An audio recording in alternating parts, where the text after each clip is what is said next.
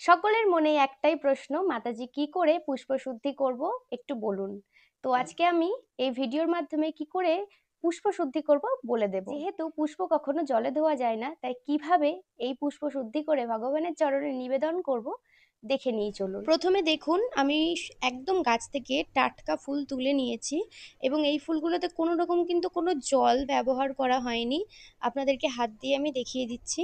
তো এই ফুলে এখন আমরা যেটা করব, পাশে কোষাকুষি রাখা আছে, ওই কুশি থেকে একটু জল তুলে নিয়ে, যদিও বা এটা গঙ্গা জল, একটু গঙ্গা জল তুলে নিয়ে ভালো করে ছিটিয়ে নিয়ে এখন চন্দন বেটে রেখেছি।